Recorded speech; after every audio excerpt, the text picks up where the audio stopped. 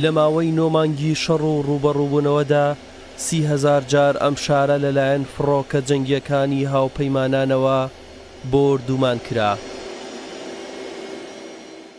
ئەمە جگە لە فڕۆکە جەنگیەکانی حکوومەتی عێراق. حکوومەتی عێراق دەیەوێت ڕێگا سەرەکیەکان پاک بکاتەوە. تا ئێستاش حکوومەتی عێراق و هاوپەیمانان دان بەوە دانانێن کە بەهۆی هێرشەکانی ئەوانەوە بە هەزاران کەسی مەدەنی بوونەتە قوربانی. لەگەڵ کێلەی شۆفەڵەکاندا ئێسک و پرووسکی منداڵ و ئافرەت و پیر و پەکەوتەکان دەردەکەون.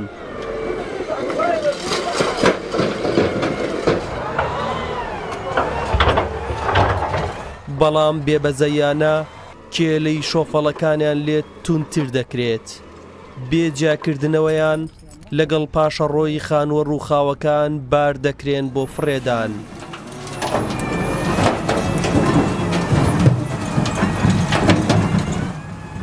لێرە بێبەهاترین شت مرۆڤەکانە. مردووەکان بێخاوەنن، زیندووەکانیش بێهیوان لە ژیان. چیمانمە؟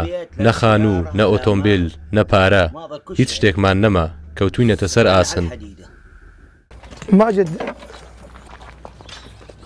لەگەڵ زەنون و هاوڕێکەی دەچینە ئەو خانوانەی کە تەرمی بە کۆمەڵی تێدایە. گەیشتن بە شوێنی تەرمە بە کۆمەڵەکان قورسە. جگە لە بۆنی تەرمەکان پاک نەکردنەوەی ناوچەکەش لە بۆمبە چێنراوەکان مەترسیەکی دیکەیە. هیچ کەس ناتوانێت نکوڵی لەوە بکات کە ئەمانە خەڵکی مەدەنین. تەنها لە نێو ئەم ژوورەدا نزیکەی 50 کەس مردوون، هەموو ئەوانەی کە لێرەن خەڵکی مەدەنین. بەڵام بە گوێرەی ئەو کەسانەی کە لێرەدا بە دوای تەرمەکانەوە دەگەڕێن چەندین ژووری لەم شێوەیە هەیە کە خەڵکی مەدەنی تێدا خۆیان حەشارداوە، بەڵام دواتر لەلایەن فڕۆکە جەنگیەکان و شەڕ و ڕوبەڕووبوونەوەکان کراونەتە ئامانج. بەوتەی زەنون ئاژەڵی دڕندە شەوانە لە تەرمی مرۆڤەکان خۆیان تێر دەکەن. بەشێک لە تەرمەکان فڕێدراونەتە ئەم ڕووبارەوە، بەدەیان تەرمی دیکەش لە کەناری ڕووبارەکەن، بەڵام هێشتا خەڵکی ئەم ئاوە دەخۆنەوە. ئەم ئاوە چیت پێ بڵام؟ هەمومان لی دەخۆینەوە. ئاوەکەش پڕە لە تەرم. ئێرە کەمی لێیە، بەڵام تۆ بڕۆ سەرەوە لە کەنارەکە 1000 دانەی لێیە، لە سەروی 1000 شەوەیە.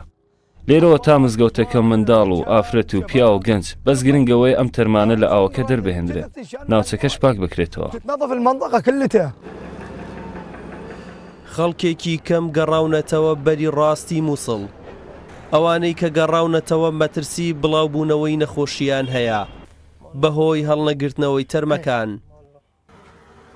مختاری گەڕەکی مەیدان باس لەبوونی زیاتر لە 2000 تەرم دەکات تەنها لە گەڕەکەکەی ئەوان.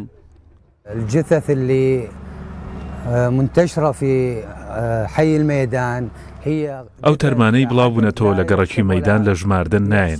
ما يقارب 2000-3000 جثة. نزیکەی 2 بۆ 3000 تەرمە. تەرمەکان زۆرن. ئەمە کێشەیەکی گەورەیە، دەبێتە هۆی دروستبوونی نەخۆشی قورس و درێژخایەن. أمراض يعني معدية كبيرة جدا. بەپی ئامارەکانی حکوومەتی عێراق لە 9 مانگی شەڕی مووسڵدا نزیکەی 3000 کەسی مەدەنی بوونەتە قوربانی. بەڵام تا ئێستا نەخۆشخانەکانی مووسڵ 10560 تەرمی نەناسراویان هەڵگرتووەتەوە کە 450 لەو تەرمانە چەکداری دەوڵەتی ئیسلامی ناسراو بە داعش بوونە. ئاماری هەندێک دەستگای ڕاگەیاندن و ڕێکخراوی نێودەوڵەتیش باس لە کوژرانی 45,000 خەڵکی مەدەنی دەکەن. هونەر ئەحمەد ڕوودا و مووسڵ.